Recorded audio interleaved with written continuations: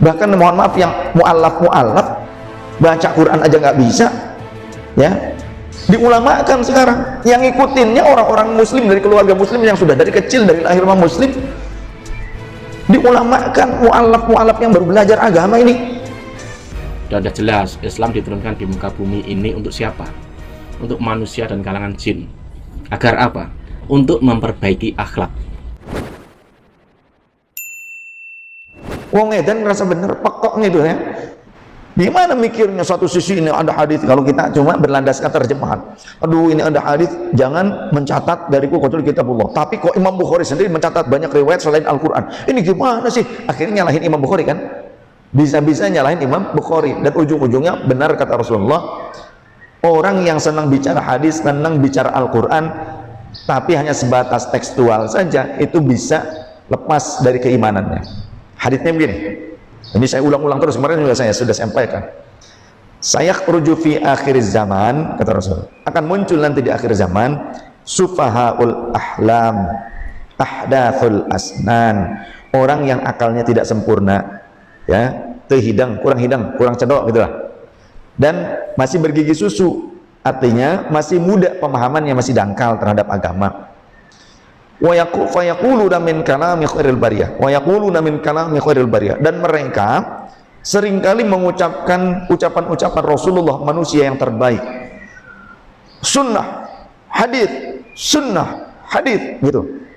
Wa yaqra'una al-Qur'an hanajirahum, dan seringkali menyampaikan Al-Quran tapi hanya sebatas kerongkongannya saja. Omdo, Quran, sunnah, Quran, sunnah, ungkapannya tuh ayat Quran, sunnah Rasul, selalu yang dibicarakan kepada orang tuh, atau broadcast di grup RT, di grup RW, selalu Quran, sunnah, padahal disodorkan kitab syarah hadits gitu, baca Pak, mual bisa iya, wadul, ya, al-waduliyah gitu.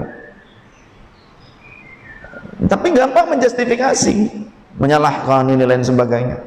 Nah, yang orang-orang seperti ini bagaimana nih? Kata Rasulullah kelanjutan haditsnya, imanuhum hanajirahum, ternyata walaupun pandai bicara Quran, hadits, tapi imannya hanya sebatas kerongkongan, ya. Yakhrujuna minad dini kama yamruqu sahmu minar ramiyati, mereka akan mudah lepas keluar dari agama seperti melesatnya anak panah dari busurnya. Walaupun bicaranya seringkali Quran sunnah, hanya sebatas hafalan dan tekstual saja.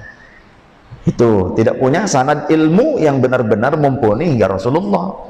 Sanad ilmu itu penting sanad ilmu tuh. Yang bicara Imam Ibnu Sirin murid Imam Anas bin Malik, sahabat Rasul, pembantu Rasul. Beliau membicarakan tentang cara mencari guru, jangan asal, ya.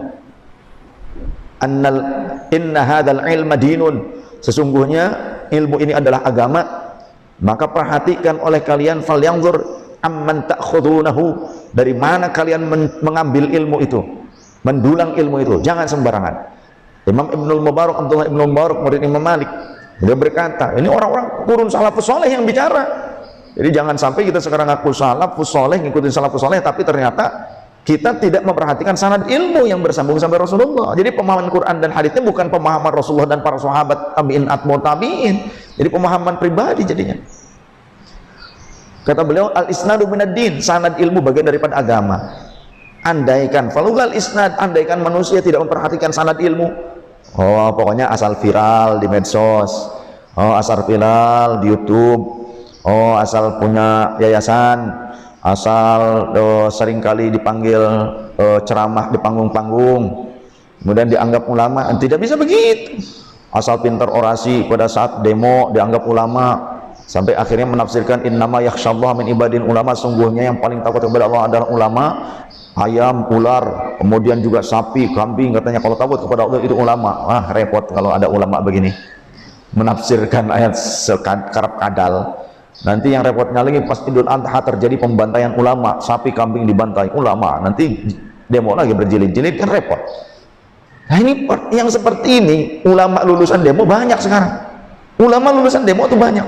Bahkan mohon maaf yang mu'allaf baca Quran aja nggak bisa, ya, diulamakan sekarang. Yang ngikutinnya orang-orang muslim dari keluarga muslim yang sudah dari kecil, dari lahir muslim, diulamakan mu'alaf yang baru belajar agama ini. Sedangkan ulama pesantrenan yang ngelotok bener-bener ya, kompeten ilmunya, punya sanad ilmu, hati-hati, nggak dipedulikan, nggak diambil jadi rujukan. Umat akhir zaman tuh ya firruna minal ulama wal fuqaha, akan berpaling dari ulama dan ahli-ahli fikih. Jadi mereka tidak peduli dari mana sumber ilmu, yang penting pintar ngomong, padahal bukan ulama. Itu namanya khutbah, kathirul khutbah, qalilul ulama, kathirul khutbah. Akhir zaman ulama sedikit, tapi orang yang pandai orasi itu sangat banyak. Nah, dari situ kita kembali ke bab yang tadi ya. Ada istilah nasikh mansukh. Jadi tidak hanya sebatas kita mempelajari terjemahan tekstual ayat Quran ataupun hadis, kita juga harus mempelajari secara kontekstual atau substantif.